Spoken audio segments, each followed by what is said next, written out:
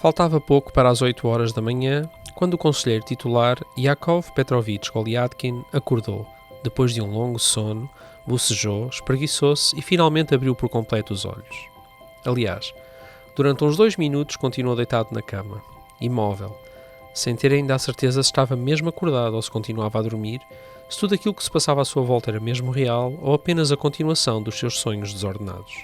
Contudo, os sentidos do Sr. Golyadkin depressa começaram a tomar com mais clareza e nitidez as suas impressões normais, habituais. Com aquele ar seu conhecido, fitavam-no as paredes poeirentas, verde sujas, do seu pequeno quarto, a cômoda de mogno, as cadeiras a imitar mogno, a mesa pintada de vermelho, a otomana de oleado de cor avermelhada com florinhas verdes e, por último, as roupas despidas à pressa na noite anterior e deixadas em monta em cima do divã. Finalmente, o dia outonal cinzento, turvo e sujo, espreitou o quarto pela janela embaciada, com uma careta tão severa e azeda que o Sr. Golyadkin não podia já, de maneira nenhuma, duvidar de que estava não num qualquer reino maravilhoso, mas na cidade de Petersburgo, a capital, na rua Shestilavodchanaia, no seu próprio apartamento. Tendo feito essa importante descoberta, o Sr. Golyadkin fechou convulsivamente os olhos, como a lamentar o sonho recente e desejando recuperá-lo por um momento.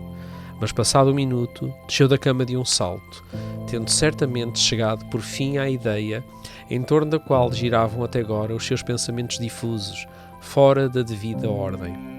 Tendo saltado da cama, correu imediatamente ao pequeno espelho circular que estava em cima da cômoda. Embora a figura refletida no espelho, sonolenta, míope e já bastante calva, fosse tão insignificante que não chamaria a atenção de ninguém. O detentor dessa figura ficou pelos vistos inteiramente satisfeito com o que viu no espelho. E é assim que começamos mais um episódio do Clube dos Profetas Mortos. Hoje estou eu e a Jéssica e vamos estar aqui de volta de um livro que começa desta maneira intrigante, com um despertar de alguém para uma realidade que, até onde lemos, termina com alguém a olhar-se ao espelho, mas como se estivesse a ver alguém diferente, mas neste momento ficou satisfeito com quem ele encontrou. O livro chama-se O Duplo, a segunda obra do nosso autor, entre muitas obras muito conhecidas deste autor, né? Esta é a segunda, ele ainda era bem novo e ele escreveu esta logo a seguir a outra muito conhecida também. Estamos a falar de Fyodor Dostoiévski, alguém de quem estamos à volta este ano de literatura russa, e é isso. Jéssica, a leitura deste livro, como foi? Complicado. Sem dúvida, sim. Olha, eu preciso dizer que é muito interessante ter a oportunidade de ler Dostoiévski, porque ele é um dos grandes autores da história da literatura. Uhum. Já falamos no Clube do Livro sobre o Tolstói, que também é um autor incrível.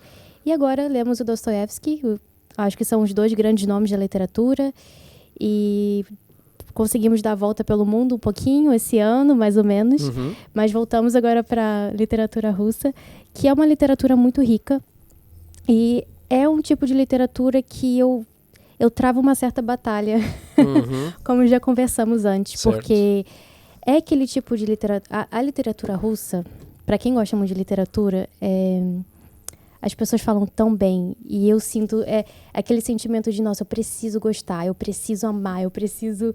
Porque Dostoiévski, Tolstói, Chekhov, enfim, qualquer outro desses autores, eu sei que eles são importantíssimos, eles foram pioneiros, de uma certa forma, a falar sobre a complexidade humana, falar sobre questões psicológicas, o Dostoiévski.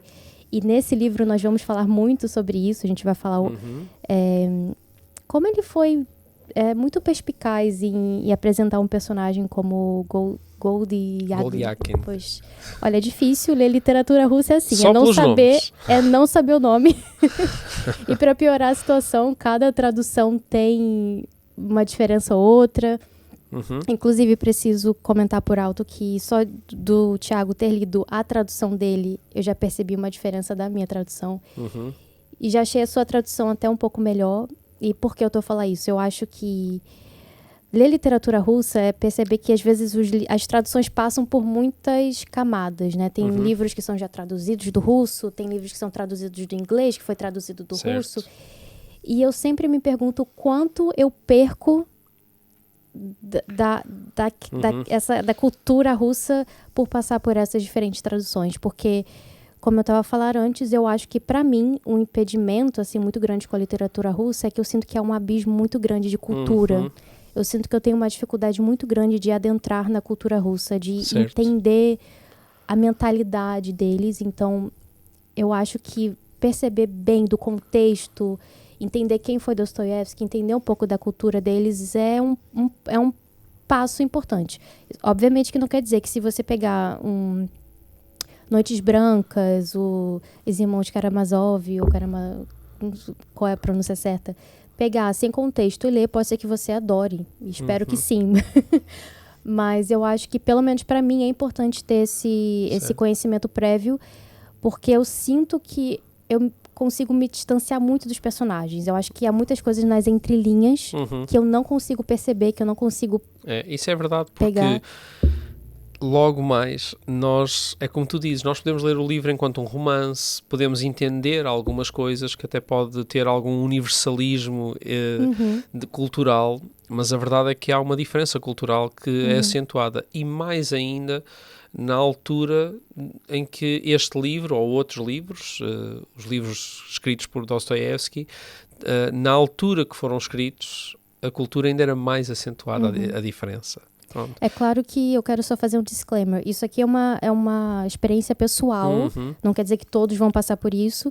E esse livro, nós lemos até hoje, ele é considerado um grande clássico porque ele toca em temas universais. Então, não é uma coisa fora desse mundo. É só uma questão de eu ter uma dificuldade de adentrar mesmo nessa narrativa. E é uma coisa que eu percebo em mim, esse autoexame que eu faço como leitora, de tentar perceber, por que eu não consegui entrar tão bem na história? Por que a leitura não foi tão fluida para mim? Porque a escrita do Dostoiévski não é difícil. Nem do Tolstói, assim, nenhum livro de literatura russa, eles não têm uma escrita muito rebuscada, não é uma coisa... São os conceitos apresentados, são as ideias, a forma como eles apresentam... Mas perdemos muito, porque é fácil, se calhar, para nós entendermos a mensagem por trás de um livro como O Triunfo dos Porcos, não é? Animal Farm, ou a Revolução dos Bichos em brasileiro, não é? Nós conseguimos entender um conceito, mas, na verdade, para alguém que pertencia à União Soviética, ler um livro como aquele, tem um entendimento completamente diferente, porque sabe o que é que estamos a falar. E apesar dos anos terem passado, mesmo com o fenómeno da globalização, uma cultura de leste ou oriental, esse fenómeno não afeta coisas estruturais que definem questões que, para fazer até uma boa tradução, exige conhecer bastante a cultura. Porque uma coisa é ir a um país desses fazer turismo, outra coisa é conhecer. Eu tive o privilégio de estar com amigos perto, ali numa zona da Ucrânia muito perto da Crimeia, em Mariupol. Hoje, 2 anos depois, estamos a gravar este podcast de guerra, uma zona muito destruída, e nós continuamos, o mundo sofre ainda e chora por isto, não é? Continuamos atentos e em oração por esta parte do globo. Mas estar lá e ter convívio com os locais, mas não foi uma visita turística, não é? E isso mostrou-me coisas que eu nunca imaginei que pudessem ser, como até eu já tinha lido algumas coisas, ou já tinha ouvido falar, ou conhecia um pouquinho da história, por exemplo, quando aconteceu o conflito lá em 2014. Nós temos algumas ideias, mas estar lá é completamente diferente. Então, ler um livro deste e não ter, assim, alguma noção de algumas coisas da cultura, que eu não considero que tenha. Portanto, eu sei que há sempre aqui uma barreira para o leitor ocidental. Ler alguma coisa de leste ou oriental é sempre e é por isso que limitado. Eu admiro tanto o trabalho do tradutor. Sim. Nossa, eu acho o trabalho incrível, porque eu acho você conseguir traduzir uma obra dessa, eu acho que é um trabalho dificílimo. Então, você conseguir passar essas questões culturais, porque parece que não, mas cada palavra faz diferença. Então, ou uma palavra que existe naquele vocabulário não existe no nosso. Então, eu admiro muito e aplaudo o trabalho dos tradutores, porque eles merecem ser reconhecidos. O Clube do Livro, o Clube dos Profetas Mortos, reconhece o trabalho dos tradutores. Os autores, sim. E pronto, eu acho que já que estamos a falar de contexto, acho que poderia falar um pouquinho sobre o Dostoiévski e sobre a vida dele. E porque, deixando claro, a gente já comentou aqui, né, no início, que esse foi o segundo livro dele, né? O primeiro foi Gente Pobre, e esse foi só o segundo que ele escreveu com 24 anos. E o primeiro, um livro extremamente bem acolhido, o primeiro livro de um autor tão novo, um rapazinho, não é? Com 20 e poucos anos, escreve um livro como esse, Gente Pobre, que é muito bem recebido. Agora, meses depois ele lança este livro. Que já não foi tão bem recebido. Não, este livro foi muito complicado, como tu disseste, e eu também tive essa mesma dificuldade, que é começar a ler o livro numa expectativa do que está, afinal, o que é que se passa aqui. E logo mais o livro, como é tratado muito na perspectiva de um personagem que hoje nós conseguimos identificar como alguém com uma patologia mental, não é? E esses problemas de saúde mental e tudo mais, na altura, por muito que existissem, não eram tão explorados na literatura. Sim. Eram temas tabu, alguns até. Apesar de ser em terceira pessoa, é tudo narrado pelo ponto de vista dele. Exatamente. Ou seja, só vemos as coisas do ponto de vista dele. Tal e qual. Então, as únicas informações que nós temos é dele, não temos um narrador confiável. Né? Então, é como se fosse um quebra-cabeças que temos que tentar montar ao decorrer da leitura. E por isso que é tão confuso. Por isso que é tão confuso. Mas, pronto, eu acho que tem livros que precisam ser confusos, precisam nos desafiar. E como eu estava a comentar isso antes de gravar o podcast, eu confesso, já só para finalizar aqui a minha resposta, confesso que não foi o livro mais tranquilo para mim. Foi em alguns momentos um pouco difícil de continuar, eu tive que insistir mesmo. Mas eu não me arrependo, porque eu acho que esses clássicos, eles sempre vale a pena. Sempre vale a pena. Só de poder discutir sobre eles, entender melhor sobre o universo deles, entender melhor sobre o universo do Dostoiévski, sempre vale a pena. Porque eu sinto que eu já aprendi coisas novas. Eu sinto que a troca que a gente vai ter agora, eu já aprendi coisas novas. Eu aprendi mais sobre uma cultura que eu não conheço. Então, esse é eu acho que é uma das graças da literatura. E não só da literatura, mas de poder ter essa troca, ter essa conversa e... Enfim, já estou a me alongar, então... Não. Nós ainda não entramos mesmo no livro em si, sim. Mas ainda, pegando no que estavas a dizer sobre Dostoiévski, é interessante que ele arrisca falar deste tema após ter escrito um livro que foi tão bem acolhido e que certamente as pessoas identificaram-se muito mais com o personagem principal de Gente Pobre por uma simples razão, porque o personagem realmente tinha uma dificuldade que era muito mais comum à maioria dos leitores russos, não é? Por muito que eles tenham orgulho do que eles produzem, há uma mentalidade de muita restrição para aquele povo, principalmente nesta altura, né, em que o livro foi escrito. Então, tendo em conta tudo isso, um autor como Dostoiévski falar de alguma coisa tão profunda e de forma tão aberta como este problema de saúde mental, não é? E apresentar uma narrativa totalmente fora do normal. Sim, e uma narrativa difícil, porque nós temos as conversas e as expressões, algumas delas que até só surgem na cabeça do personagem, que são difíceis de entender e demoramos a perceber, porque ele nem termina as frases, muitas vezes. Ele está a falar e não as termina, porque é como... Nós depois entendemos, ele nem as termina porque sabe que nem vão ser acolhidas, e ele próprio também tem um problema, não é? Que vamos já falar sobre o problema dele, que é identificado logo no início do livro, não é? Aliás, este pequeno trecho que a gente leu é o início do livro, que termina logo com esse encontro com ele mesmo, não é? Com ele no espelho, e ele a apreciar aquilo que ele vê no espelho, e logo aqui já há um prenúncio do que por aí vem, não é?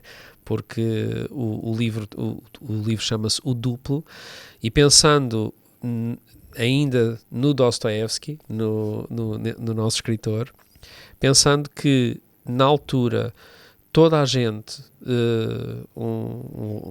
que vivia debaixo do regime da União Soviética, e pensando que ainda hoje é assim, e ouve-se isto de muita gente de leste falar sobre isto, que é viver sempre com um olhar por trás das costas. Esta expressão é como quem diz que nós estamos sempre desconfiados que alguém está a ver, que alguém pode estar-me a perseguir, e pelos vistos é sabido da pessoa do Dostoiévski alguma coisa que é semelhante nesta personagem, que é ter um síndrome de perseguição. Ou seja, como se fosse como se tivesses sempre um sentimento de que estás a ser perseguido e que todos têm os olhos postos em ti. E pelos vistos o Dostoiévski escreveu ou há relatos de que ele tenha falado sobre essa problemática sobre ele mesmo. Então, após um livro tão bem acolhido, ele arrisca, e isto, atenção, é uma suposição que eu estou a fazer, tendo em conta o que ele falou, de ter esse sentimento de que era perseguido. E como ele vai explorar isso pelas vias de alguém que tem uma cisão na personalidade, e tem múltiplas personalidades, tem dupla personalidade, não é? E literalmente comunica com essa outra personalidade e vê-se, e imagina-se e crê na existência de outra pessoa que é na verdade ele, que é isso que o livro acaba por falar. O Dostoiévski, isto é uma suposição, atenção que eu estou a fazer sobre ele, ele provavelmente teria uma tendência para isso mesmo, com a perseguição, imaginar-se outro. E nós vamos ver como é que o livro desenrola nesse sentido. Então, posso imaginar alguém que tinha um autoconhecimento de uma dificuldade que poderia gerar algum problema de saúde mental desta ordem com que ele teve que lidar. Uma coisa, talvez este livro seja ele mesmo a falar de si, de uma possibilidade de si. É interessante, é quase como se fosse um exercício de autoexame que ele coloca. Sim. O que poderia acontecer se eu não travar esta minha dificuldade em sentir-me perseguido, não é? Talvez. E é interessante, o Goliadkin, eu sempre acho que eu estou a falar errado. Mas Goliadkin. Ele é um personagem, a princípio, assim, logo nas primeiras páginas, ele é um personagem um tanto deslocado socialmente. Né? A impressão que eu tive, né? Ele se importa muito com a aparência dele, mas ao mesmo tempo ele não consegue se encaixar nos lugares. Ele está sempre à procura dessa ascensão social e ele não consegue chegar lá, né? Inclusive eu acho que o momento que ele se encontra primeiramente com o duplo é logo após uma grande... Ele acaba de passar uma grande vergonha, vamos assim dizer. É difícil até para nós ler. E é interessante que eu estava pesquisar um pouco sobre o livro e a ler algumas resenhas. Tem um autor, para quem realmente se interessa pelo Dostoiévski, o René Girard, se eu falei certo ou não sei, mas ele foi, um filósofo, historiador, crítico literário muito famoso. E ele tem um livro sobre Dostoiévski, que eu anotei aqui, é Dostoiévski do duplo à unidade, ou seja, ele estudou muito a questão da duplicidade. Então, quem tem interesse nesse assunto, acho que vale a pena conhecer.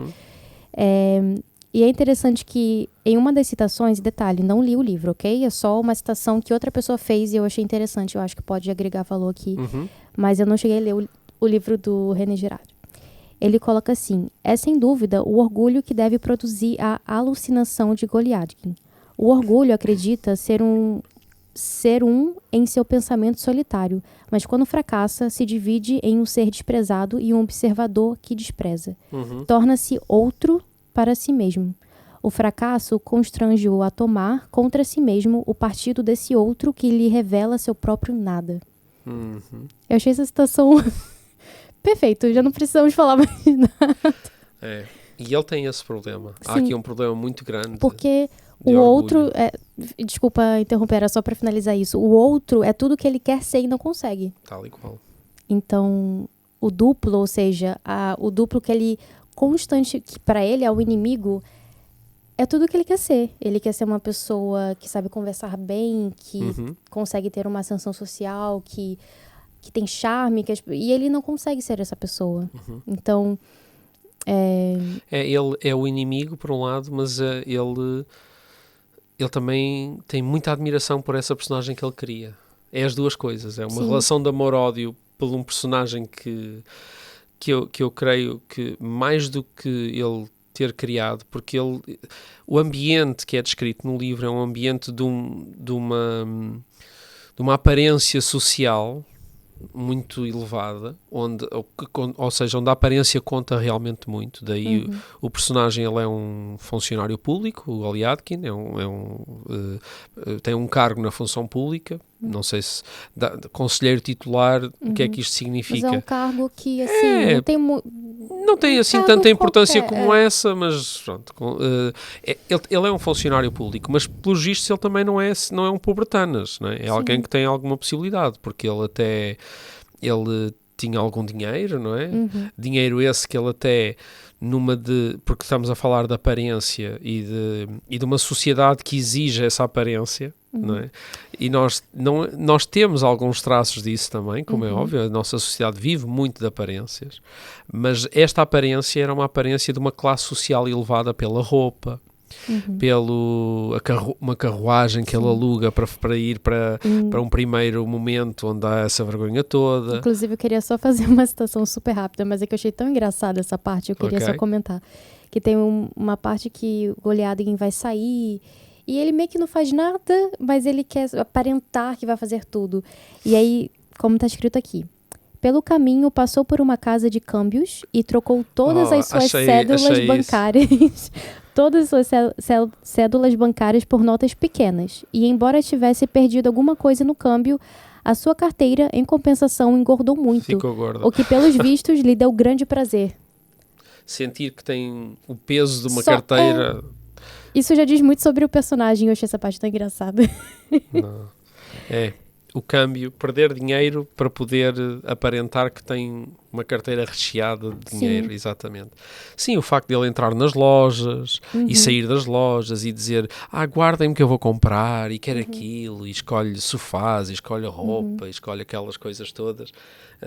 É isso mesmo. E ele faz isso, e o livro começa logo com essa descrição de um personagem que quer aparentar uma coisa, mas que ele mesmo, o problema, e eu acho que começa aí, que é, ele crê que é uma coisa que não é. Sim. Ele acredita mesmo que é uma boa pessoa, ele acredita que todos os outros falam mal uns dos outros, nas costas, que usam máscaras, como ele diz, não é? Não, eu só uso máscaras se for um baile de máscaras, diz ele, não é? Isso foi uma opinião que ninguém pediu, ele que Ele falou... é que diz, não, não, os outros usam máscaras, eu não é? Ele começa aí a revelar alguma coisa que depois nós vamos ver no livro que são fraquezas dele. Ele fala mal dos outros, ele mascara as coisas que realmente está a viver e a sentir diante dos outros, com esta questão da aparência que se torna uma máscara também. Então ele está a dizer, a tentar verbalizar alguma coisa que ele gostaria de ser e não é. Sim, e ao mesmo tempo ele quer ser acolhido.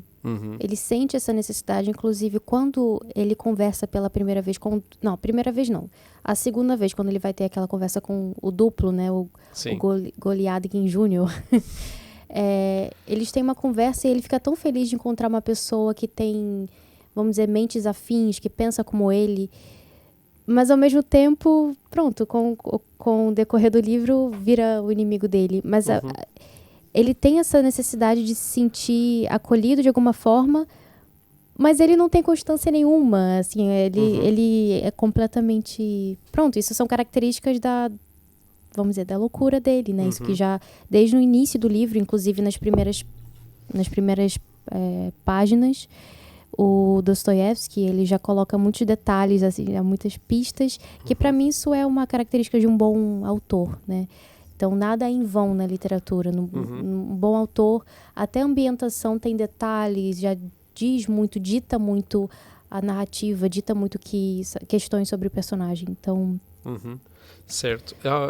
Eu acho que, entrando aqui um pouquinho mais na história do livro, então temos um homem que acorda e nós nem sabemos se ele está acordado, parece que é tudo assim, é loucura mesmo, essa frase, essa palavra mesmo. E ele o que acontece é que ele vai a uma festa, que é a festa da filha do patrão, vamos dizer assim, que ele está, pelos vistos, enamorado dela, mas ela não sabe, nem ninguém sabe, mas ele vai a essa festa e ele acaba por descobrir nessa festa que ele não foi convidado para a festa sequer, mas ele vai à mesma e prepara-se e veste uma boa roupa e aluga uma boa carruagem e troca as notas e faz aquelas coisas todas. Só que como ele chega à porta, antes dele perceber que não foi convidado, ele chega à porta e ele vê que era muito cedo. E ele volta às ruas da cidade, e antes de ir para a festa, ele então tem ali esses momentos onde ele vai às compras, mas não compra nada. Mas depois ele, antes mesmo de ir para a festa, ele tem um encontro com um médico, com o Dr. Christian Ivanovich, acho eu. Pronto. E essa conversa com esse médico, aí fica muito claro que ele já teria um problema, porque ele disse que já lhe tinha dado uma solução, né? Ele disse-lhe que tinha que lhe tinha dito que lhe fazia muito bem socializar.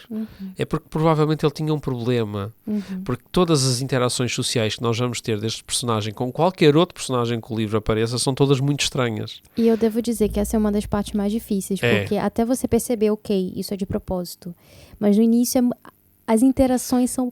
É muito difícil ler qualquer conversa. Ele repetir os nomes de toda a gente muitas vezes em cada frase. Ele, portanto, Dr. Christian, o que eu lhe estou a dizer, Dr. Christian, é que eu, Dr. Christian, eu não sou como os outros, Dr. Christian. Eu não falo mal do Dr. Christian. Eu não sou um falso. Ou seja, ele está sempre a repetir. Portanto, e nós vemos que os outros personagens, sempre que há um discurso dos outros personagens, eles não falam daquela maneira. Ele realmente tem uma dificuldade, tem um problema de socializar, e o doutor, neste caso, diz que você devia socializar um bocadinho mais, divertir-se, a vida não é só trabalho, você até devia de ser um homem dado ao copo, disse ele assim, numa de liberte-se, homem, liberte-se, é o que parece que é a receita, a prescrição que o doutor lhe dá. Só que o doutor fica muito preocupado com a conversa que o Goliadkin tem com ele ali no consultório, e ele sai do consultório e vai à festa, e aquilo corre mal, porque é esse momento em que toda a gente fica a olhar para ele entra, ele primeiro é expulso à porta porque diz, não, você não está convidado, ele fica muito nervoso e vai e entra por outro lugar, só que tropeça, é assim, parece que ele é muito desajeitado, é um personagem que as frases dele às vezes não fazem sentido, parece que tem sempre um duplo sentido, também as próprias frases, e ao mesmo tempo parece que eu imagino um homem fisicamente desajeitado, porque ele tropeça, cai, olha assim para todos os lados, à volta, o que é que está a acontecer. É um ambiente de loucura, mas que parece que todas as outras pessoas mantém a sanidade enquanto olham para a loucura, porque é uma loucura observada por todos os outros personagens, mas que ele não se observa da mesma maneira. Portanto, é por isso que o livro, grande parte do livro, todo o miolo central do livro, o livro começa muito bem e nós ficamos intrigados com o que é que aí vem, porque eu li o livro em 2 dias, né? Mas eu estava no avião, pus-me a ler o livro, e eu, quando comecei a ler o livro num voo, era um voo de 2h30, eu quando cheguei ao fim, quando passou 2 horas de leitura, eu já estava entediado, vamos dizer assim, porque o livro depois fica muito repetitivo nas interações sociais desajeitadas dele. Porque são conversas longas e repetitivas, e ele repete-se e não acaba as frases. O livro é assim. Só que, na verdade, eu, pessoalmente, fiquei surpreendido com o final do livro. E só por isso, só pelo início e pelo fim, vale a pena suportar, digo eu estou a dizer isto, acho que vale a pena suportar. Principalmente, eu penso, um psicólogo, ou até mesmo um psiquiatra, alguém que, um neurologista, não sei, este livro, acho que é um livro importante. ou até para nós entendermos que há pessoas que têm realmente problemas de saúde desta ordem, que podem estar a lidar com questões que às vezes não entendemos o desajuste social e pode ter por trás alguma coisa assim deste género, não é? E achei interessante nesse Acho que sentido. por isso que eu usei o termo pioneiros, Dostoiévski. Eu falei pioneiros no plural, porque eu não estudo a história da loucura na literatura para saber se ele foi o primeiro autor a falar sobre isso. Acredito que não. Mas ele ter escrito isso em 1846 e ter colocado um personagem com problemas mentais como protagonista, escrever do ponto de vista dele. É por isso que esse livro não foi tão bem recebido, né? Porque é uma narrativa completamente fora do padrão, assim. Então, ele foi pioneiro nesse sentido, eu acho.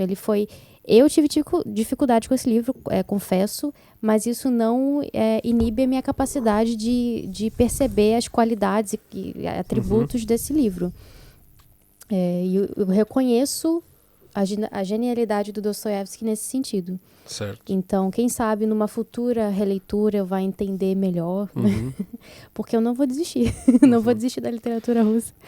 Não desistam. Mas isso é uma coisa que é impressionante. Enquanto eu procurava resenhas e via algumas coisas na internet, muitas pessoas comentaram isso, de ficar impressionado de como o Dostoiévski conseguiu falar da perspectiva de uma pessoa louca mesmo, de uma pessoa que lida com a loucura. E pronto, eu acho que esse é o quebra-cabeça que a gente tem que fazer e realmente é insistir no livro. Sim. Assim, para fechar aqui o capítulo, não é, do duplo deste livro, acho que tendo em conta para onde o livro depois navega e que realmente, pronto, é como eu estava a dizer, leva-nos a ponderar, olhar para certas questões, como por exemplo viver a pensar o que é que os outros vão dizer, o que é que os outros vão pensar. Isso pode levar uma pessoa à loucura. Sim. Ou a fazer loucuras. Eu penso que, por exemplo, quando eu olho para as redes sociais e às vezes vejo uma ou outra pessoa a fazer certas coisas, eu acho que a pessoa só fez aquilo, só publicou aquele tipo de fotografia, não foi porque um dia se lembrou que aquilo era uma boa foto de si ou tudo mais. É por causa de uma pressão que existe e aquela publicação só existe por causa dos outros. E é um tipo de loucura. Alguém fazer alguma coisa que nem foi alguma coisa que queria fazer, mas que fez porque precisa de atenção. Como tu estavas a dizer, ele queria ser acolhido. Ele dizia mal dos outros, mas o que ele queria era fazer parte desse ciclo dos outros. Exatamente. E quando acontece essa cisão da personalidade é muito interessante, porque a maneira que, olha, essa parte eu também, que é, até aí eu acho o livro delicioso, porque aquela descrição tão cinematográfica do ambiente, da chuva, ele molhado, ele olhar para trás e ver alguém constrói muito bem essa ambientação. Impressionante, ele a caminhar na neve, olhar para trás e os candeeiros na rua e as fachadas das casas, e ele vê uma sombra, vê um homem aproximar-se e vê um homem andar mais rápido. E depois vê, e finalmente quando ele se encontra com a personagem que é exatamente igual a ele, não é? Naquele momento, não é? Em que ele crê realmente que está na presença de um outro igual a ele, que tem uma história de vida igual a ele, que tem um passado igual ao dele, que acaba por trabalhar no mesmo lugar que ele. Portanto, e ele vê os patrões, os outros funcionários a interagir com esse personagem como se ele estivesse a ver de fora. Mas na verdade é ele que está a interagir, a fazer aquelas coisas que ele jamais era capaz de fazer. Que ao mesmo tempo levam-o às maiores vergonhas, levam-o a passar, a fazer coisas. Aquele episódio em que ele está numa pastelaria ou num café a comer um bolo. E ele encontra os colegas de trabalho? Não, ele vai pagar o bolo e depois a senhora diz-lhe, não, mas não é um bolo, são 11.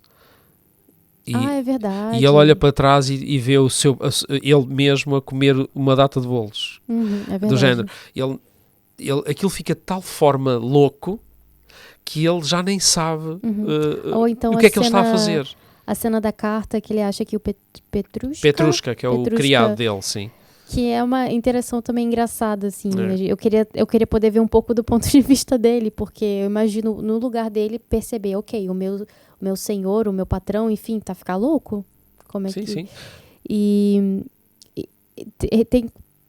Foi naquele momento que eu percebi claramente, ok, ele é completamente louco. Ele tá com esse nível de perseguição muito, muito elevado e pronto. Tem uma parte aqui também que eu marquei, só para ter uma noção de como é a narrativa, para quem não leu, que ele tem um sonho. E é só para vocês terem uma noção, que é assim... E de repente, sem mais nem menos, apareceu de novo um indivíduo, conhecido pelas suas intenções e impulsos animalescos, na pessoa do Sr. Goliathkin Jr., destruindo todo o triunfo e glória do Sr. Goliathkin Sênior, ou seja, a diferença entre os dois, abafando com sua pessoa o Sr. Goliathkin Sênior, arrastando pela lama o Sr. Goliathkin Sênior e, por último, provando claramente que o Sr. Goliathkin Sênior e, ao mesmo tempo, o verdadeiro não era o verdadeiro, mas o falso, e que o verdadeiro era ele, que, afinal, o Senhor, e que, portanto, não tinha direito de pertencer à sociedade das pessoas bem-intencionadas e bom tom. Ou seja, olha que... É confuso, é um trecho confuso que é um reflexo da mente dele, né? Certo. Então, por isso que esse livro é difícil em alguns momentos. E aí, ao mesmo tempo, interessante, porque tentar construir a mente de uma pessoa que pensa assim, eu acho que esse é um dos grandes triunfos desse livro. Ele quer acreditar que é superior, ele quer acreditar que é melhor, ele quer acreditar que é uma pessoa boa e fala mal dos outros a dizer que ele não é como os outros. Mas, no fim, ele próprio gostaria de ser e estar com os outros, mas não se, como tu acabaste de ler, ele não se considera a ele mesmo digno de pertencer a essa elite, a essa gente de bem, que sabe estar, de bom tom, gente boa, não é? Então há esse dilema o tempo todo, não é? E ele culpa-se a si mesmo, admira-se a si mesmo, despreza-se e ama-se a si mesmo. Portanto, há ali... É um personagem com muitas camadas. Então não há nenhuma humildade, porque ele acha-se demais e às vezes acha-se de menos. Então ele não é um personagem que tem esse problema. E que depois culmina ali no final, não é? Em assim, um final que eu acho que está muito bem construída a narrativa, como ele vê, e depois já não vê, e depois já não sabe se aquilo é real ou não. Ele próprio começa a perceber-se de alguma coisa, mas depois toda a gente está... como que com os olhos colocados nele, e ele às vezes sente-se importante, às vezes sente-se observado, mas é o momento, na verdade, em que ele é levado para um hospício, para um manicômio, alguma coisa qualquer que não... para um lugar desses, onde é o próprio Dr. Cressian, do início do livro, daquela conversa antes da festa, que o vai levar para esse lugar, não é? Mas essa descrição desse encontro e desencontro, e onde ele vê, depois até vê o Goliathkin Jr. a correr e a rir, e depois já não vê nada, e depois ele já está a saltar para dentro da carruagem, a sair. É assim um momento assim muito... parece cinematográfico. É outra vez essas partes, assim, o início do livro, uma descrição assim, de que é que este livro vai tratar, e depois fica muito claro o que é que vai acontecer. Portanto, antes de aparecer o duplo, a gente já sabe que ele vai aparecer. Portanto, só que ainda assim a construção é muito boa até ele aparecer. E depois, no final, a maneira como as duas personalidades já estão mais mescladas, porque estão sempre presentes as duas em tudo, torna muito interessante. Pronto, agora o livro termina, não é, com ele num hospício, num manicômio, não é? Numa situação dessas, o que faz com que o livro também não seja um romance de final feliz. Não é que a literatura russa tenha isso sempre presente. Os romances não têm sempre finais felizes, não é? Não é que tanto... acho que isso é um contraste, por exemplo, que a gente encontra na literatura ocidental. É que nós queremos muito no final feliz e no viveram felizes para sempre. Não é? As histórias da Disney e tudo mais têm por base muita literatura também que mais ocidental, que crê na felicidade, não é? Numa vida que depois de muito custo acaba bem. E há muitos livros assim destes momentos, principalmente literatura oriental e de leste que terminam... Isso não faz parte da assim. realidade Não, deles. Eles não viveram isso. Não, porque a vida, não, É uma visão a vida de terminava mundo cedo que é- e mal. Não há muitos finais felizes, não é? Então o livro também é um bom retrato, né, disso também. Mas, portanto, é um livro que é difícil de recomendar, mas que, por outro lado, eu Mas para os não corajosos- queria deixar de recomendar, Sim. porque eu acho que faz... este livro deixou-me a pensar, não é? A parte difícil não me desmobilizou, e ainda bem, porque eu fiquei bem impressionado Intrigado, com sim. muitas coisas que o livro me trouxe. Então, uma boa experiência. Mas pronto, há outras coisas que Dostoiévski escreve que são muito mais famosas, muito mais conhecidas. Nós decidimos pegar neste livro. Há até mais do que um filme sobre este livro em específico. E há um filme, eu agora esqueci-me deixa-me só abrir aqui rapidamente. Que é o... como é que se chama? Eu esqueci o nome, mas é com Marques... Não, esse é o nome do... Não, Falei não, errado. Ignorem tudo que eu disse. só um bocadinho que eu vou ver aqui. Sim, mas tem uma adaptação baseada nesse livro. Eu há mais do não que um. vi, eu não vi essa, mas eu acho que eu sei a adaptação que vais falar. Eu não vi essa, mas eu sei que o Thiago viu. E recomenda ou não? Recomenda, né? Sim, há aqui um que eu queria abrir, mas isto não está aqui a funcionar. E eu já sei porquê. É o duplo mesmo, de 2013. Exatamente. É 2000. Saíram dois quase ao mesmo tempo. Pois, essa também foi a minha confusão. Tem um outro filme também, mas pelo que eu entendi, é baseado na obra de José Saramago. Sim, exatamente. Mas este aqui é com o Jake Gyllenhaal. Como é que eles... Então, é esse que é baseado do José Saramago. Não, esse é baseado no Dostoiévski. Pois foi isso que eu te disse. Sim. Aí eu achei que você tinha falado o contrário. Não, é esse. Esse é que é baseado Então, mesmo no Dostoiévski. Esse eu vi e eu lembro muito bem, porque esse filme me marcou muito na época. Preciso revê-lo. Esse outro duplo de 2013 não vi. Quer dizer, foram lançados no mesmo ano, né? Mas preciso ver. E eu preciso ver agora que eu li o livro, né? Agora eu vou ter uma outra concepção do filme. E pronto, fica essas duas recomendações também de podem filme. ver também o filme. Isto está ainda a abrir. Não sei o que é que se passou aqui com a minha aplicação do IMDb, que é onde eu tenho... está aqui, The Double, exatamente. É com o Jesse Eisenberg, exatamente. Isso, Jesse Eisenberg. O outro é o outro filme, mas os dois são muito psicadélicos. Este filme é assim um pouco também, lá está. Que combina completamente, combina né, com o livro, porque é um filme difícil de assistir, porque a obra está muito bem retratada nesse filme. Ainda que é um filme mais recente, bem ocidental, mas que retrata a mesma coisa. Um personagem que crê que existe um outro igual a si, a agir ao mesmo tempo que ele, a interagir com as mesmas pessoas e nos mesmos cenários o tempo todo. E eu consigo imaginar um diretor cinematográfico ler um livro desse e já imaginar como fazer. Porque eu acho que é uma obra perfeita para ser adaptada, eu acho. Porque tem algumas cenas que são muito bem... Pronto, o Thiago já falou, né? Algumas cenas que são cinematográficas por si só. Sim. E a narrativa do Dostoiévski já ilumina isso tudo. Então, pronto. Esse filme não vi, mas a recomendação vai ser para todos e para mim também. Espero vê-lo em breve. Certo. E é isso. Engraçado que quando a gente começou a gravar, a gente ficou, não... Eu acho que não vai dar 40 minutos, 1 hora. Acho que a conversa... Eu também não. E eu acho que a conversa já fluiu. Fluiu e pronto. Eu acho que para finalizar, esse vai ser o último podcast desse ano, certo, Thiago? E pretendemos gravar o próximo também, mas isso talvez só ano que vem. E antes de falar do próximo livro, eu acho que poderíamos fazer uma mini retrospectiva. Eu queria perguntá-lo. Qual foi seu livro favorito do ano que nós lemos no clube? Opa! Eu também tenho que pensar. Eu fiz a pergunta, mas sim, mas olha, eu acho que há um livro que se destacou para a minha surpresa. Assim, respondendo à tua pergunta. Porque assim, dos 12 livros propostos para este ano, eu consegui ler 11. Houve um livro que eu não consegui ler, que foi o Gilead.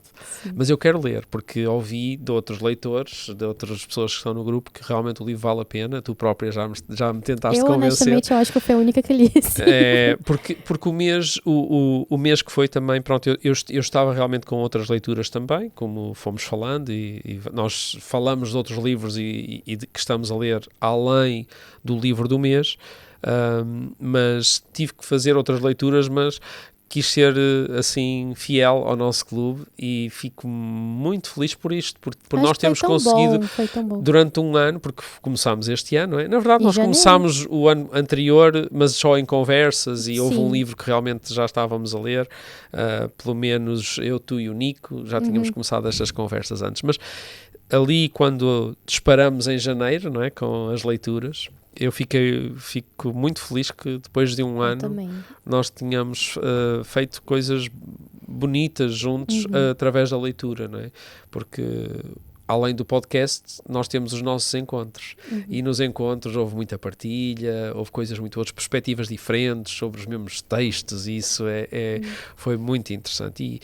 E também ao mesmo tempo, o clube serviu de incentivo e ali de bater um ritmo que te obriga, por assim dizer, no bom sentido, a teres esta disciplina de uma leitura que se calhar tu não farias, ou eu não faria se não fosse desta forma, não é? Porque, como tu disseste no início, nós viajámos aí um bocadinho, fomos ao Brasil, fomos até à União Soviética, na Europa, portanto andámos assim a viajar aí um bocadinho.